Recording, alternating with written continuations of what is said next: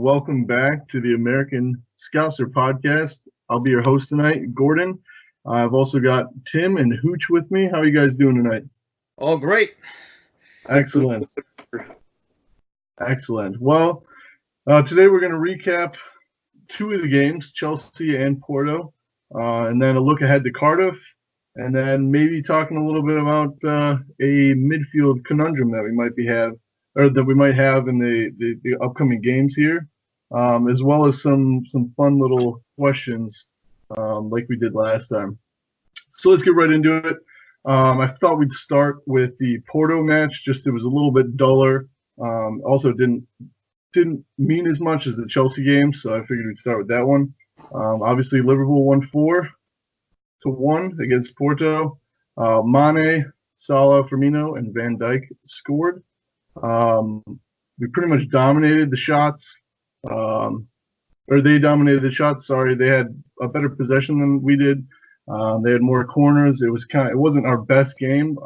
Somehow still managed to get 4 goals past them. So that's always good when you don't bring your A game and you could still come out with a pretty squeaky clean victory.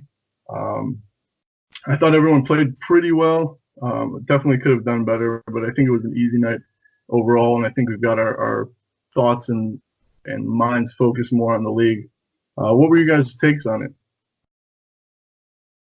The Porto game, I don't know. I thought we started obviously pretty rough. I'm not a big fan of that midfield combination, and I think it really showed not having Firmino up front. It was just very disconnected, and that's probably. I feel like this team plays better when they have games back to back to back with the same people out there. I know we wanted to rest people, and it ended up being good where. Firmino, Henderson, they got more rest and stuff like that. But you definitely could see some disconnects, like defense not starting properly from the fronts. The rest of midfield, like running around like their heads cut off. It looked like we were constantly chasing the ball, and they were a lot faster, quicker to everything. I obviously had the crowd behind them. Any game in like Portugal, Spain, Greece, Turkey, Italy, like those fans are nuts. So the environment is set for the home team to kind of like pressure and put the pressure on you. And they knew that if they could get one goal in, it would be game on, and they almost got there. So it was kind of shaky, but I was hoping like once we get one goal, obviously their resistance was going to be broken, and the second half just became a formality. And once you put Firmino and afterwards Henderson back in there, everything flowed a little bit better. And then they could not keep that intensity of pressuring us. You could see them getting more and more tired, and I think that kind of shows the different levels those two leagues are at. Whereas we could go the same speed the entire 90 minutes, but it's like they just dropped after the 60th minute, it felt like. So easy win at the end. At the end of the day, when you look at it, there's a lot of good things. We're in the semifinal. You got the rest some players. It's great to see Gomez back. So good things at the end. It wasn't that much fun to watch, and I was just putting it on my post earlier today. That goal was the most anticlimactic goal I've ever celebrated for Liverpool in a while. I think that VAR goal thing just took way too long, and when it was over, it was just like, oh, we scored. But very important goal, good results, and we're in the semifinal again, so can't complain. I agree. Going into it, after the first 15 to 20, 25 minutes, Porto to be going all out and try to get a goal back. I figured, like Tim said, once Mane got that goal, and it was clear that Porto was going to have to try to put forward bias to advance. It was pretty much signed, sealed, and delivered at that point. It was nice for some of the guys to get a little bit of a break. Origi got a start, which was probably nice for him. Even though he only lasted until about halftime. But yeah, like Tim said, you could see without Firmino being up front, leading the defensive press, and without Hendo really being a linchpin in the midfield, kind of shook things up, and it was kind of made for a shaky start. But at the end of the day, no harm, no foul, and onward to the semis. Yeah, it was definitely anticlimactic. I do actually think, though, that VAR played a big part in the game. Obviously, they were pressing pretty hard. They had a couple of chances really early on that could have went in. It looked like they were up for it, and obviously a goal definitely changes the whole game. But yeah, it was definitely extremely anticlimactic.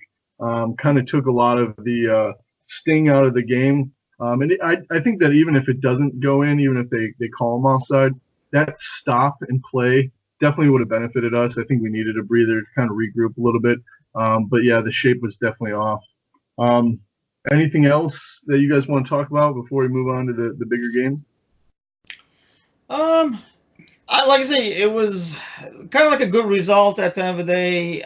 It's kind of, I mean, obviously, when you watch the game, especially from the beginning, it's almost like, we're kind of waiting for, like, Barcelona on the other side.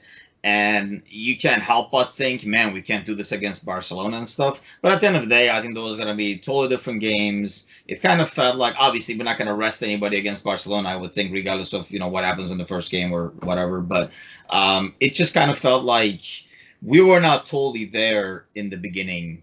It kind of took a while for us to get into the game. Obviously, you can't afford that against like a team like Barcelona. You could obviously afford it against Porto because they could not take care of they could not take advantage of the positions they got into. Whereas, Suarez, Messi, Coutinho, those guys are going to probably capitalize on that. But I would think, you play against Barcelona, it's going to be a totally different game, total different level of focus and everything like that.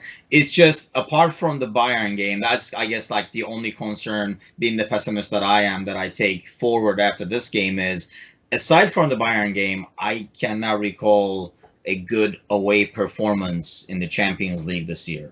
Because I do not consider this a good performance. It's kind of like a good score, but not a good performance. So I kind of like the fact that we're playing away against Barcelona in the first game. So hopefully we can get like a decent score to bring it back to Anfield. But like you say, can't complain, man. We're in the semifinals. And after watching the misery City went through, how can you not be happy overall? For sure. Yeah, I think for the quarter, for being a second leg of a quarterfinal match, is probably one of the most uninspired displays you're going to see from this team. And I just think, after the emotion of the weekend, with the 30th anniversary of Hillsborough, and then you have the Chelsea match, to come back a few days later and have to go on the road, already being up 2-0, even in a pretty hostile environment, it's probably tough to get up for that match, knowing that you have 2 goals to the good, and with that squad rotation, it's hard to keep the same rhythm and chemistry. But yeah, like Tim was saying about those crowds, I know I was in Anfield last year for the return match when Porto was down 5-0, and the build up to that match, you would have thought they were up 5-0. A few days before in the pubs, they were dancing, chanting around, even like pre-match inside the stadium. You would have thought that it was a 0-0 tie, or they were up. They went nonstop for 90 minutes, and it's just good to see. They were great. They were there. There's no problems, nothing but class. But yeah, those guys do go nuts for 90 minutes plus, and it's a fun atmosphere to be in. Definitely. Well, yeah, we can put the lid on that one. Again, I agree with both of you. I think it wasn't our greatest performance, and being 2-0 up in that first leg without giving up an away goal, I think really set the tone for a sleeper. But let's move on to the big one. Liverpool 2, Chelsea 0 at Anfield. We had Mane and Salah score. That Mane goal combined with that Porto goal, he's now scored 8 of the 8 opening goals in the last 10 games for us. I think that's phenomenal. Something else with that Mane goal that I highlighted on was there was 4 touches inside the 16-yard box before Mane heads it in. It was Salah from the outside of the 18 into Bobby back to Salah to Hendo with a nice chip right on Mane's head. I think that just speaks volume. In a team like Chelsea, I know they've kind of had their troubles in the second half of the season here, but to get 4 touches and finish it with a goal inside the 18-yard box against a team of that quality definitely speaks volumes for us. In this one, we dominated shots. It was 15-6. We had 62% possession, and we had 9 corners to their 2. It was really a rollover, and I think one of the most complete games we played all season. I think one of the things that I wish would have happened was Henderson almost opened the scoring there, and it looked like it was going far post, and David Luiz kind of chipped it out over the bar for a corner, but yeah, it it was the most complete performance, and I enjoyed it from start to finish. And I think we spoke on the last podcast about how we were hoping that the Southampton game was kind of going to be one of those ones where we could sit and relax. I think this one was it, which is it definitely, like I said, speaks volumes for this team. What were your guys' thoughts on it? Hooch, you want to go first on this one? Yeah. The way the game started out, the Hendo, and then Saul had that with half volley, and then the way the second half started, Mane's goal, and for him being that wide open, you could see Chelsea was just almost mesmerized with the ball movement. Because for him to be that wide open on that header, it wasn't like the ball came in from nowhere. Like Hendo was a pretty close chip, and he was just standing there waiting to put it in. And then Mo with a brilliant goal right after that. Really spoke volumes. Of course, a video that got posted earlier in the week of the Chelsea fans making a derogatory song about him. I thought he handled it classfully. He didn't go overboard on a celebration. But just from start to finish, I never felt like we were in danger of losing that match. Even a tie, I thought just if we kept our game going, we'd at least get one or two. And I'm kind of surprised we didn't get more the way we were steamrolling them in the second half. But yeah, from start to finish, it was just brilliant. Hopefully it puts the ghost arrest out of the 14 slip. Yeah, that was definitely good to get that out of the way, too, especially with the Robo slip. I was like, oh, here's the slip, and then it kept going. I mean, Klopp talked about it after the game. I thought it was like a great performance overall. I mean, obviously, you need to get the goal in, so the first half is kind of like, man, we need this goal. But I thought they started the second half great. There was a brief period after we got that second goal for about 10 minutes or so where Hazard had those two chances and stuff, but it's almost like the 2-0 lead is always the worst one, and once we regrouped, yeah, it was one of those games where you could kind of sit back and watch, which is odd. I never thought the Chelsea game would be the game. Like you're saying, we were hoping the Southampton game would be like that, but this ended up being the one. I mean, if you go back on the first goal, I mean, even before we get in the box, if you see that ball move, it goes all over the place through Henderson, going back, coming back up again, and everything like that. I mean, great team goal overall. And Salah's goal, I mean, that's like an instant classic that you can just put on a loop and watch it over and over again. I mean, I did, and I'm sure any Reds fan did. And I mean, what is up with goals that we score against Chelsea, by the way? They almost feel like they're all highlight worthy, like Sturridge's goal in the first half of the season, and now this one. I mean, huge goals. I know Salah's was just second, but almost felt like it finished the game and kind of relieved the fans. We had a 2-0 lead now, not as much pressure, and I think that lack of pressure for a second kind of caused that defensive chaos, I guess, where Hazard was running free all over the place. We just could not adjust once Higuain came in. But I mean, once we recovered, man, that was a really, really dominant performance against the good team. I know they're kind of Jekyll and Hyde, but they were not at their worst by any means. And I thought we played extremely well. Another 3 points, put the pressure back on City again. Now they play Tottenham. I don't know how the Champions League game will affect it. You can probably make a case for each way where, their confidence could be less, or now they could be out for vengeance. You can probably make a case for both. But it at least puts the pressure back on them. And really, there's no easy games left. I mean, this Cardiff game will be hard too. I'm sure we'll talk about it in a bit. But on paper, at least, it was our hardest game left on the schedule. Yeah, I completely agree with you. And obviously, it's the third of 3 tough games in a row in the league, and then sandwiched in between 2 Champions League games.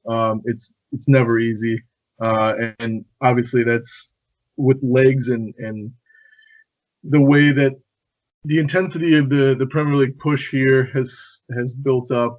It was definitely one to look for and one to circle, and I think that we took the challenge and pretty much ran with it. I don't think we had a problem at all. You did touch on Salah's goal, and one of the things that I wanted to ask you guys was best goal of the season so far. And obviously there's 2 Chelsea ones here because I've got Sturridge versus Chelsea. Obviously Salah's versus Chelsea's in there. I've got Firmino's against PSG in the Champions League first game. and then Mane's little back heel chip against Watford, or one that you guys enjoy better than any of those?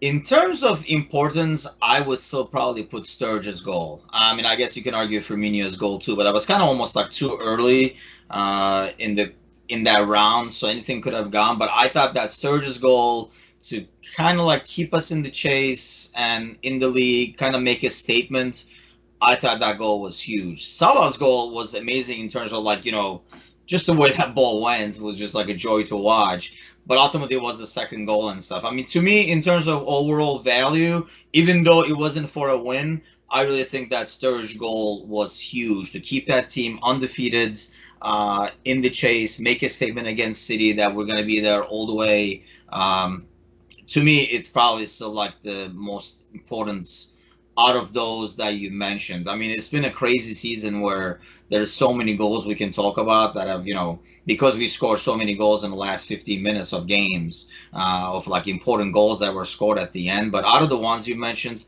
my pick would be the Sturridge goal. Hooch, how about you?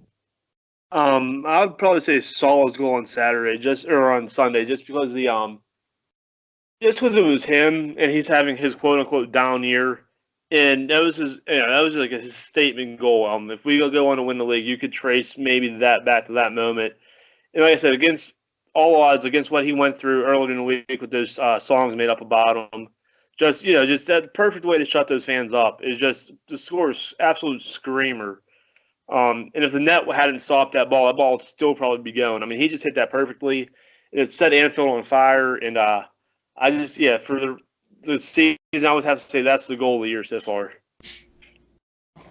Yep, I would definitely. That's what I would say. For many of the same points that you had.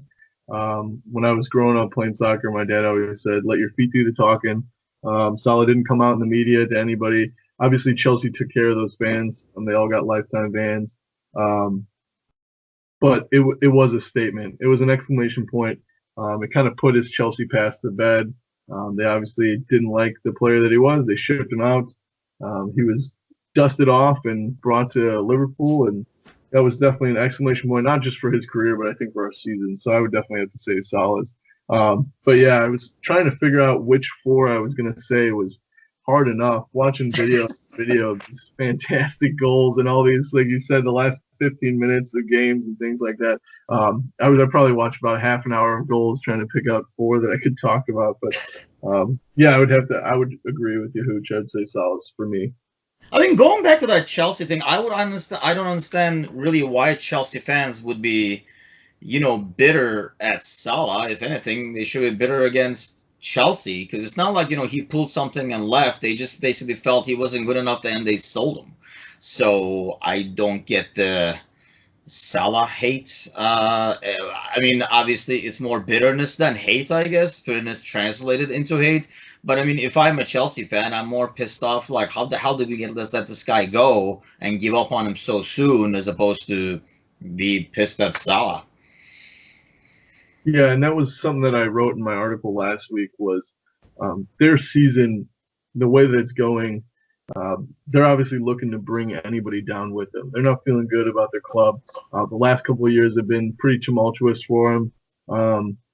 And they just, I'm sure that they were looking just to pull anybody down into the depths with them. And for Salah to rise above it and play one of his best games of the season, I think definitely it was boding well for the last couple of games. I'm sure he'll take that on, and he'll definitely implement that in the last four of the league, and hopefully the last three of the Champions League here. Any more thoughts on that game before we move on to Cardiff?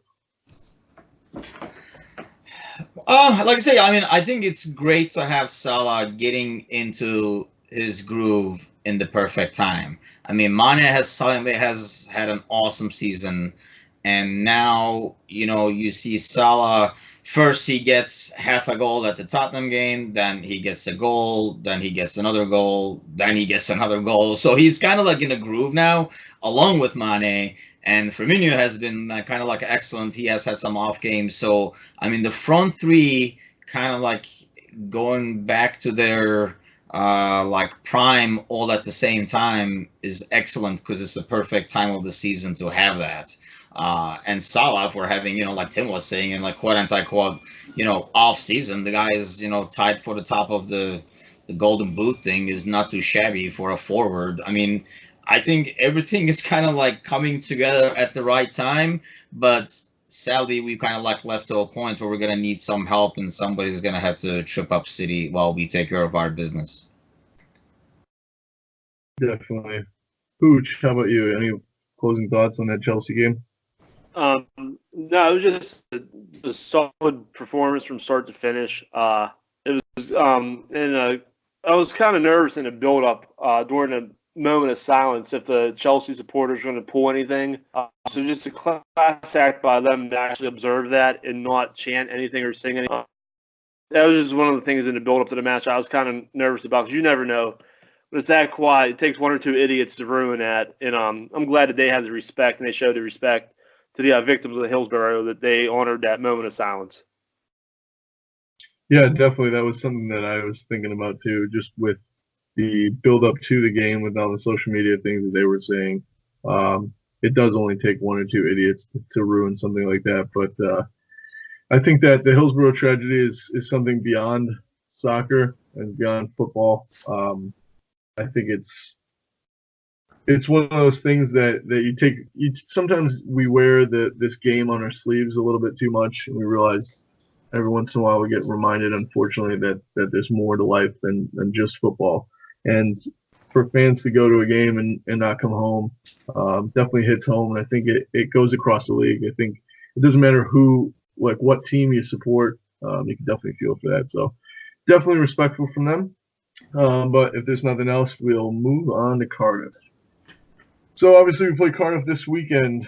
They currently sit 18th in the table, 2 points behind Brighton, who they actually beat on Tuesday 2-0 in a pretty emphatic win. But Brighton do have a game in hand. They're also 5 points behind Southampton, and Southampton also have a game in hand. If you remember, we beat them 4-1 in October with Salah scoring. Mane got 2. He had that nice little chip where he pretty much took like 4 defenders on, muscle him out, and then chipped the keeper at the end. And then Shaqiri, who at that point was on absolute just another world at that point. I think he had a goal and like 6 or 7 chances created in the last 3 matches during that time. So he was in scintillating form in that one. And actually, funny enough, they were the first goal that was scored at Anfield since February of 2018, and that concluded 918 minutes without a goal at Anfield. So they took a chink in the armor, and they'll be back stronger now because they're in a relegation battle. I think that when you do face a team like this, it's really unpredictable. They're fighting for their lives. Their fans are fighting for their lives. And when you got a manager as fiery as Neil Warnock, you never know. You never know what's going on behind the scenes. What are you guys looking forward to this weekend, or what are some things that you guys are looking as potential strong points for us as well as weak points? Tim, you can go first. Oh, man. I mean, as I was watching, United get just clobbered by Barcelona, I was kind of keeping an eye on the Brighton game because I really was hoping Brighton would win that game and kind of put Cardiff out of their misery. And that would really help us out over the weekend. Because now they do have hope. Whereas if they lost that game, it was pretty much a done deal at that point because they would have, with a game in hand, Brighton and Southampton would be way above them. So it was going to be game over. So I was kind of disappointed to see that. I don't know how Brighton, bottled that one up. But, it'll be a tough game. Obviously, the score on Saturday will be a huge impact on it. I really feel like, we play our, best lineup. I think we see, Fabinho, Henderson, Keita in midfields. Because I really feel like that's our probably best lineup in midfield right now in terms of form and, what they bring to the table, like each individually and then one group together. It'll be interesting to see if Gomez makes his way to the lineup, but I think it's still too early, so probably we'll see Matip back out there again. He hasn't really done anything to lose this spot, to be honest, where we're like, but it was great to see Gomez back and possibly be able to come in to give out a Matip or like Trent a rest if needed too. But I mean, we have to win every single game at this point, and I think we can win. But like goes back to what you're saying, these games are like the worst when you play against teams that are fighting for relegation because anything can happen. I think one thing that got exposed, and I was kind of like concerned about that against Porto, was we did not handle the crosses into the box very well, especially against big bodies that Porto had. So I mean, my thought as I was watching that Porto game was, if anybody's scouting this team right now and watching this, they're saying, got to put balls in the box and see if it can cause some chaos. And I know in the beginning, Van Dijk was kind of off his game. Afterwards, we kind of like, dominated the box a bit more. But that's probably my only concern is like a free goal from like a team like Cardiff, like just kind of tries to get some free kicks and corner kicks so they can kind of like load it up in the box and see what happens. That's probably my biggest fear, is conceding a goal like that. Overall, I mean, we have so much more quality over these guys, and we do get still like at least 3 games of rest in between. I don't think that's going to be an issue. It's just a matter of going out there and doing the job, and hopefully we will maybe get some good news on Saturday. That'll be an additional bonus for them to come out and win on Sunday. Fingers crossed for that one. Hooch, what are you looking forward to for this game? What are some strengths and weaknesses that you see as we face Cardiff? I think that we have to go in with our strongest lineup possible from here on out.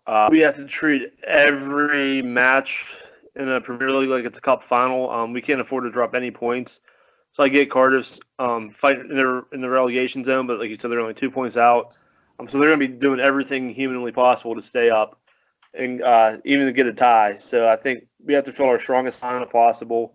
I think the midfield now picks itself with Fabinho, Henderson, and Kaida. And we just have to maybe go out, withstand it, like almost in Porto, withstand the first 20 minutes to a half hour of pressure. Don't do anything stupid. Just play our game the way we know how to play. And like Tim said, they're going to try to muddle it up, just throw balls into the box, try to get a deflection, try to get an ugly goal. They can't outskill us or outclass us. But if they would go off and say score in the first 5-10 minutes and the crowd gets behind it, you don't want to have to chase points and chase goals at this point in the season.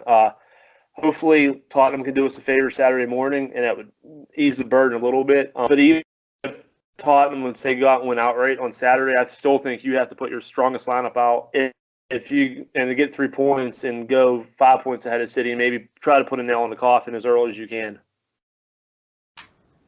Yeah, I don't think you can take any of these games for granted. I don't think you can take any of these teams for granted either. And Cardiff is probably one of the tougher of the last 4 that we play, just because of their situation and where they're at in the table. You get, like you said, you get the fans behind you. They get an early goal. Things start to get nervy, especially if City do drop points on Saturday. I think that might make it even nervier because you've got this position now where we can take the lead. It's right there in front of us. And I think that it starts getting a little shaky. But totally agree. I think it should be all hands on deck. I think we should go with our strongest lineup in midfield over the last couple of weeks, which has been the 3 that you've mentioned. One thing that I did want to sort of talk about was with Lallana and Alex Oxlade-Chamberlain coming back into a little bit of fitness. Do we even risk playing them in these last 4 games? Do we put them out as subs? Do we give them a run out? Do we include them on benches? Things like that. What do you guys think about those 2? For Ox, I am hoping he comes in at a game like when we're up like 3-0 or something like that, kind of like what we did with Gomez this game, makes an appearance this way. I don't think, you kind of count on or rely on or even put him out there as kind of like a savior or something like that in a game and like risk anything. I mean, obviously he's fit enough to be able to play in games now and everything, but why really risk anything or put that additional pressure on him? We have other options in the past when we didn't have as much of a bench, but you have other options now that you can throw in there. So I'm hoping he just comes in a situation where we have a huge lead and he's just icing on the cake. I mean, I think at this point you could probably afford to put him on the bench.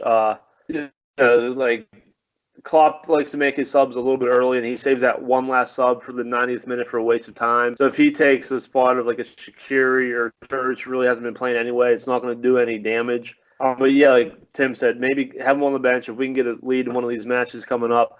Give him a run out for the last 15, 20 minutes just to get his feet under him. Let him be back out there in that atmosphere in front of a big crowd. It's a lot different than playing in the U23 games that he was playing in. Just to give him some confidence and make him feel like he's still part of the plan and part of the team moving forward. Because who knows, we may need him. If you get him in a little bit of game shape now, maybe you could use him as a super sub in the last two matches, maybe the Champions League final, something like that. But yeah, definitely ease him back in without putting too much pressure on him, or he feels like he has to go above and beyond and maybe pulls another muscle or does something like that where he's trying to do too much. Yeah, I would agree with you. I also think that just the length of time that the two of them have been out in terms of what the team has achieved in that time period, we relatively are consisting of the same players on the team, but we've hit another level. It is almost a different team, a completely different team. The way that we play is different. Klopp's tactics are obviously different.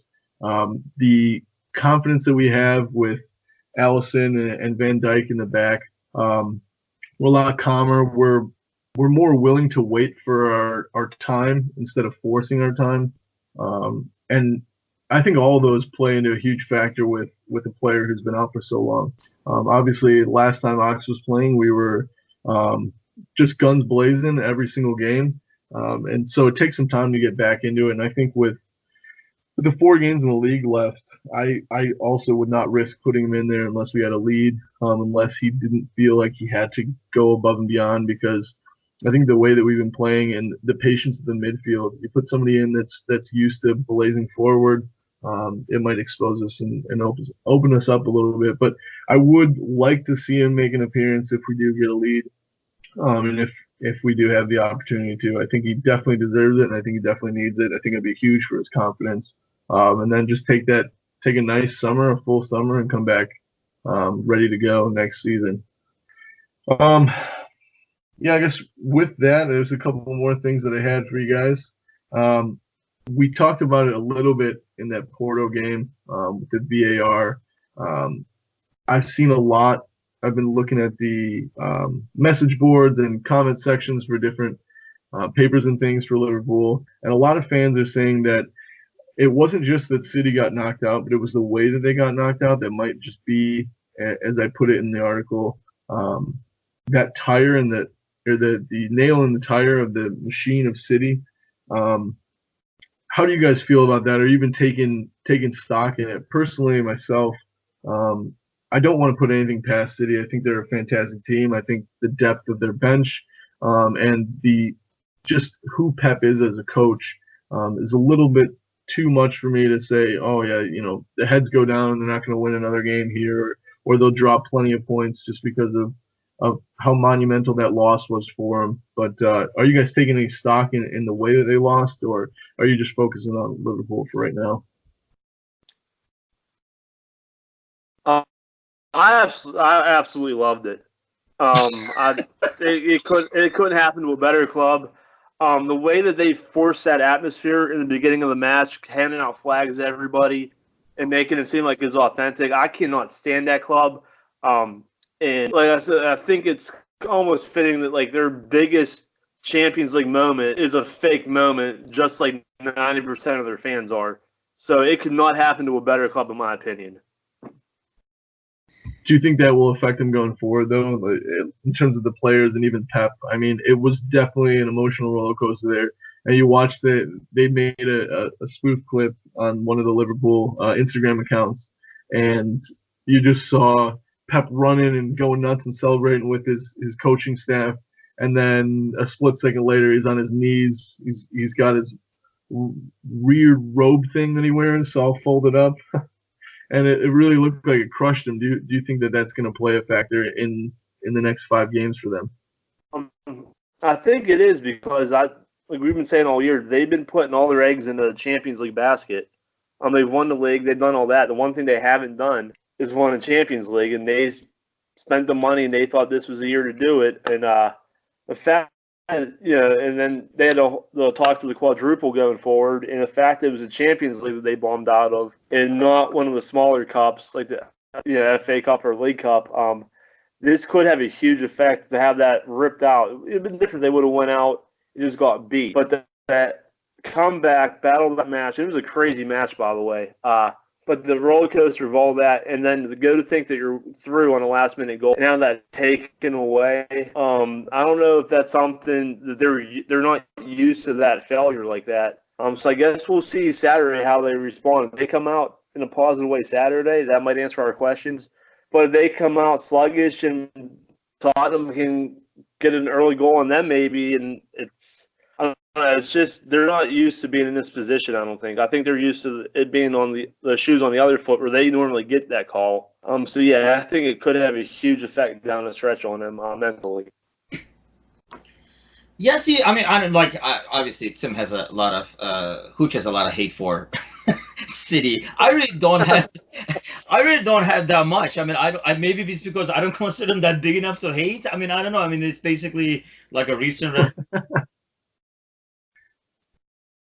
As I was saying, like I said, I don't have a lot of hate for these guys, but I mean, watching them is almost like had a little bit of pity. I mean, that has to be the cruelest way to go out in a tournament, especially for them. I mean, this means the world. We know that they already won the league. This is like, the biggest thing on their plate and stuff.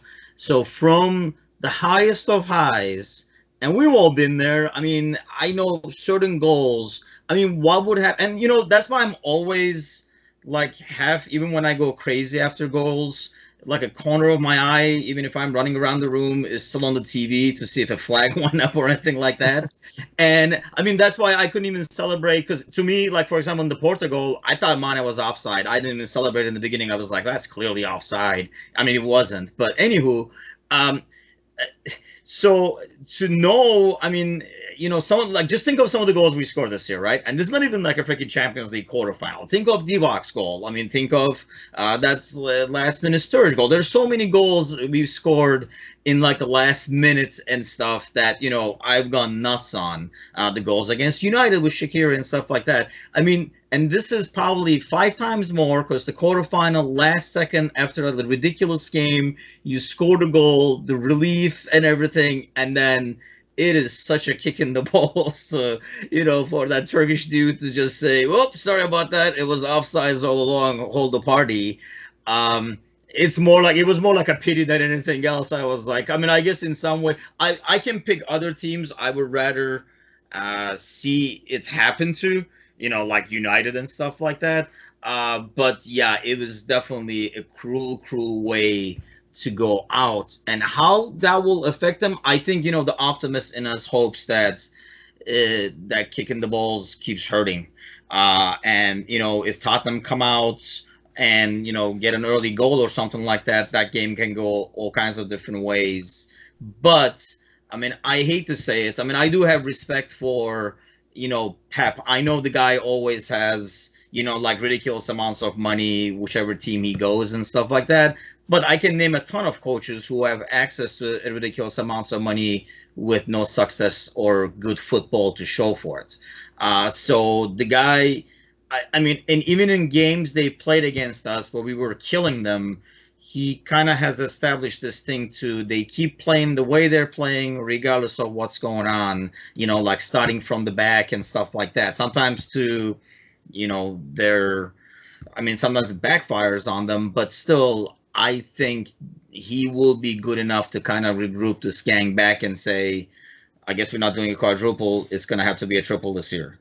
And they would go against Tottenham. We're going to find out a lot about this team overall and Pep, I think, this weekend in terms of like how they respond to going out in, like I say, such a cruel way. But I think my gut feeling says they're going to kind of kill Tottenham, sadly. That was probably the only downfall of Tottenham kind of like eliminating them. Because if you look at Tottenham now, they're probably more like saying, oh man, if we win the Champions League kind of thing. So they have another hope now. I know they need the points in the Premier League, but they're going to be on such a high. I don't know if they're going to be able to handle the intensity that City is going to have, because they're the ones with the hurt. Whereas, Tottenham is the one with the joy at the end of the day.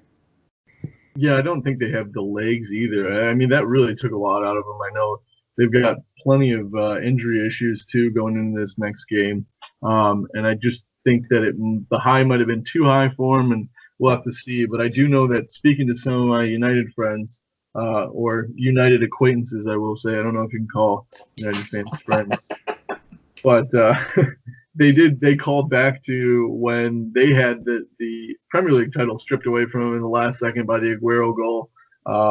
And they thought it'd be very fitting that not only did they get knocked out in that way in the Champions League, but that they can do some damage on Wednesday for us and knock them out. I know a lot of them are hoping more for the Liverpool Premier League victory than a City victory. I think it's probably split 50-50, and the other 50% is insane, I think. But we'll definitely see. Obviously, it's nice that they're the first game, because I'm so excited, ready to go, ready for the next chapter of this amazing season to take place. So it is kind of fitting that it is the 6:30 on Saturday.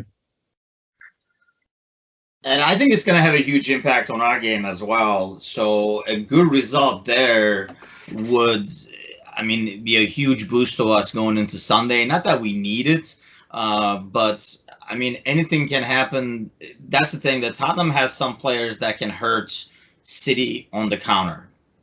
And they have some guys who run on pressure as City tries to build up from the back, which is how they score some of the goals. So there's always hope.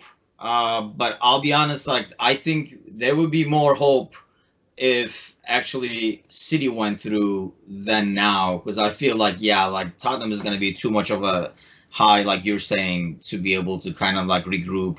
Not to mention, like you said, having the legs in, 3 days, which I found it odd that they're playing right away, whereas we're not playing till Sunday. But kind of works for us, I guess. I just don't know if Tottenham has enough bodies to throw in there, whereas City has that bench with, millions of dollars sitting there that can just go in and make an impact. Heck, they didn't even, which I still don't understand why, but Sané didn't come until almost the last few minutes. So.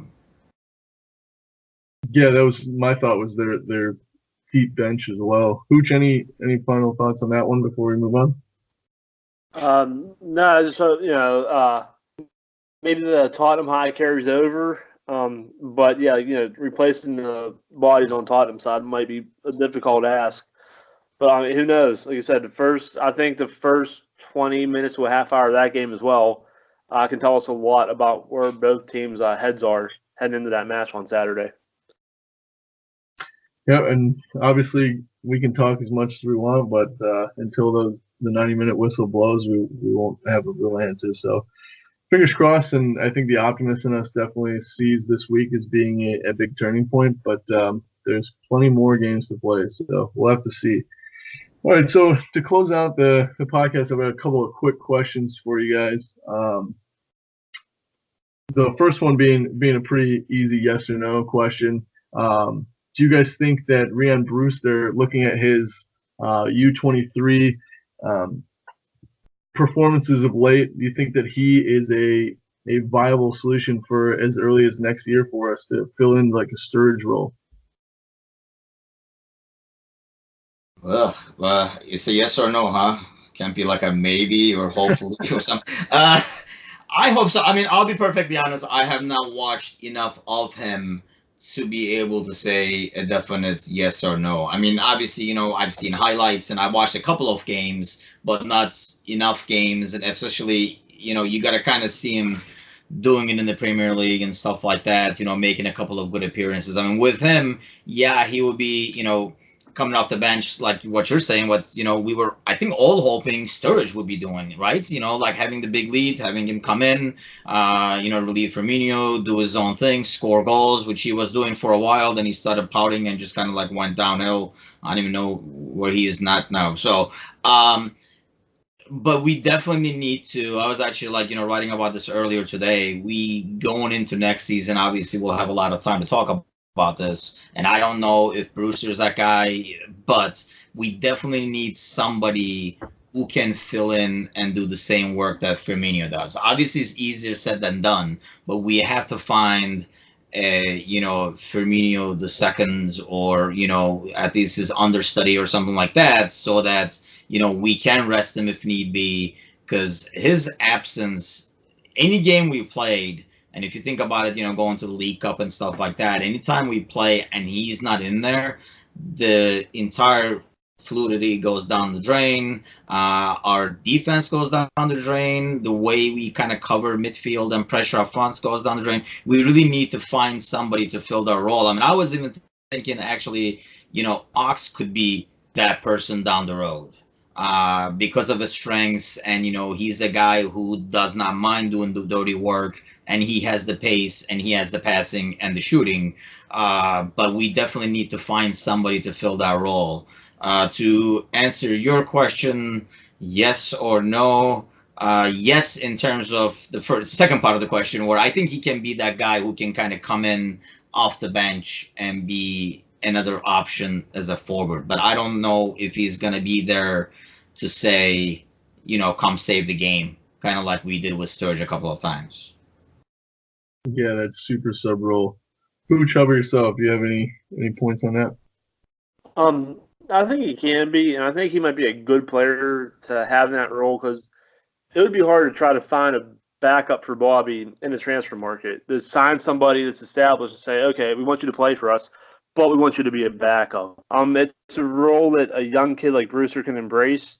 And if, maybe him training with the first team all the time, being a part of that squad, he can learn from Bobby in training, and just watching him on match day from the sideline to see what it really takes.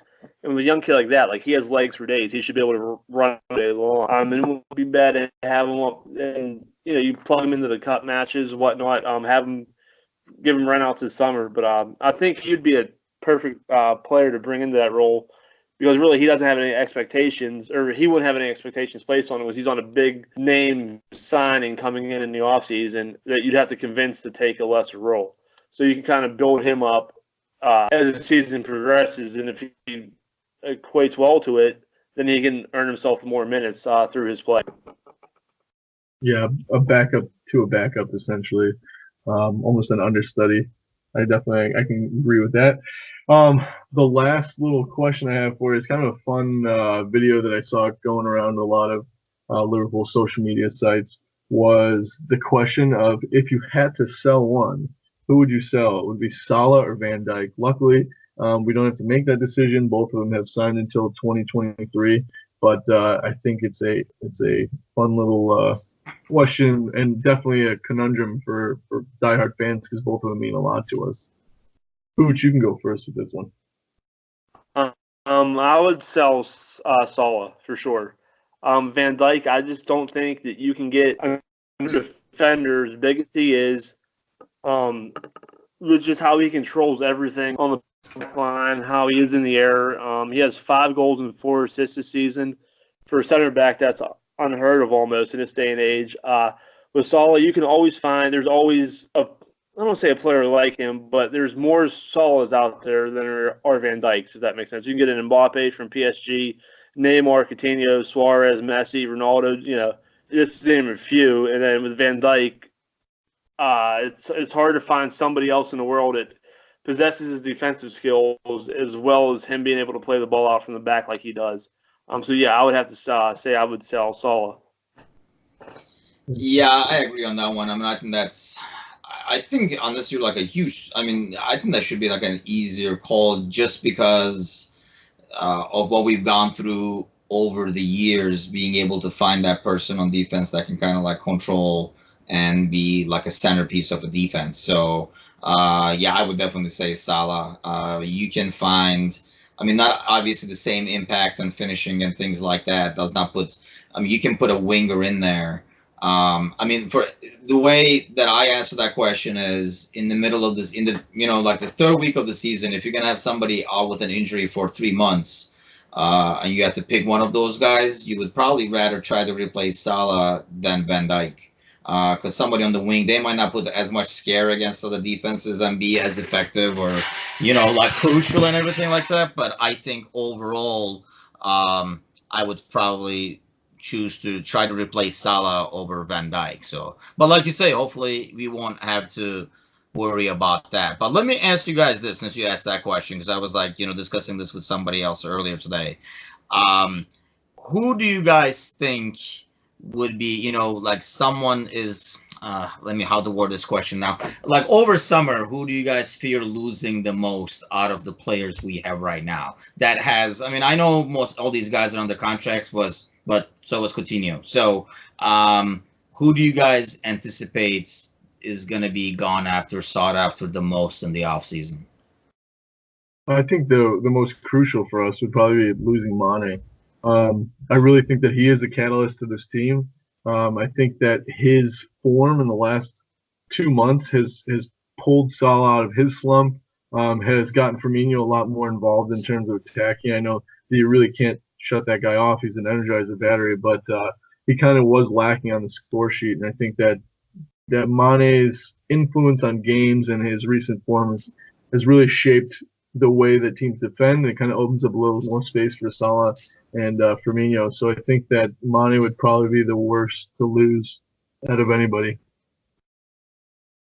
Yeah, I agree. And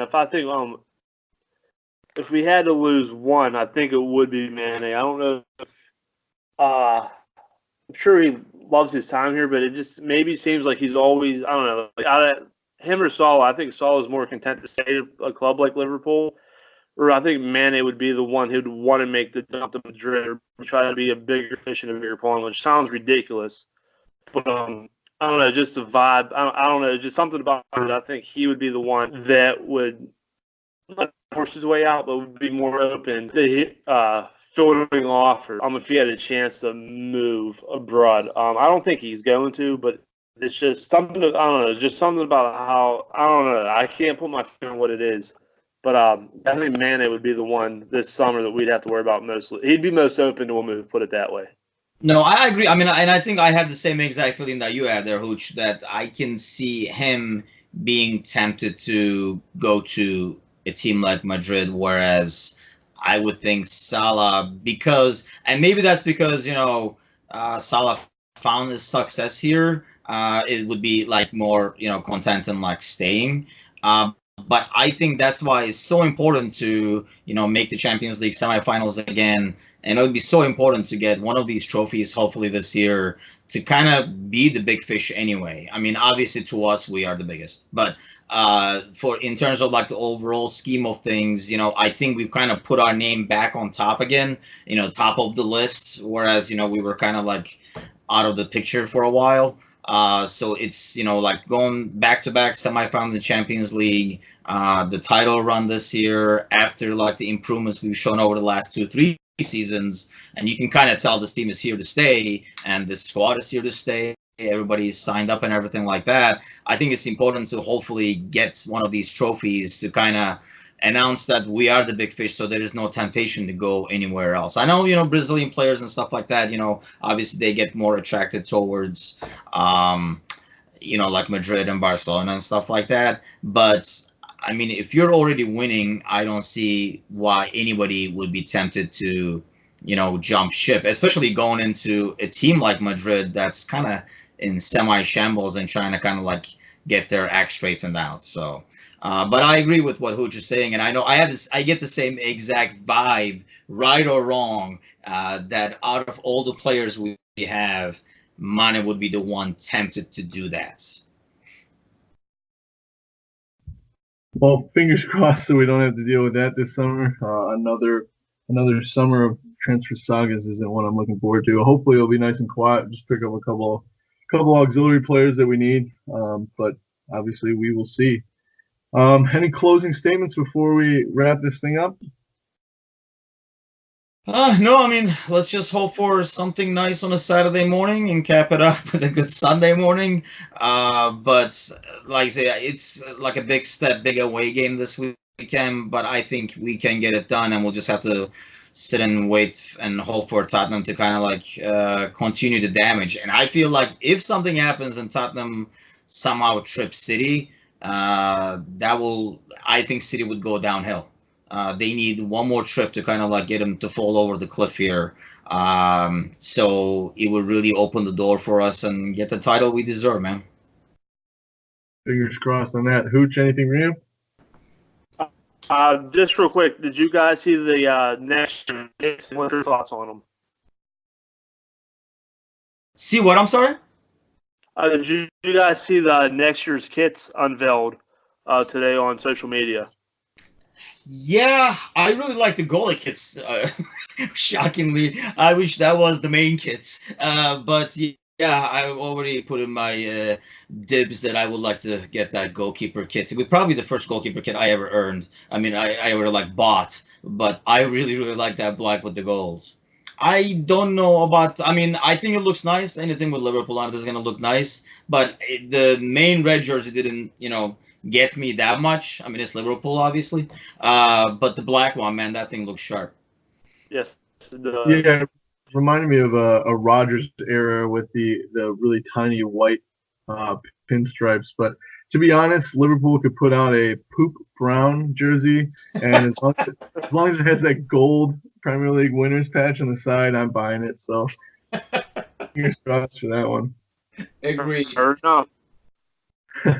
Well, I've got one last thing. I kind of want to end with a PSA statement here. At our local in the Chicago region, our local bar had a little bit of trouble with some of the Liverpool fans there in terms of their behavior during Wednesday's games. Got a little rowdy, especially with City losing. So I just want to remind everybody out there listening that if you are going out and if you are watching games, just to be respectful. Obviously, every bar is going to have different fans watching the game. And I mean, this weekend, even if you go out and you've got Cardiff fans at the bar, I mean, if we put 4 or 5 past them, fingers crossed, that might be the end of their season. So just be respectful when you go out there. We don't want to have the reputation of some of these other clubs do when we're out there. So represent the club, even if you're 2,000, 3,000 miles away.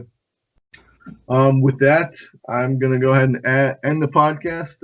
Make sure to look out for Hooch's pre-match article coming out soon, and make sure to like us on Facebook and share all the content we can have out there. But up the Reds.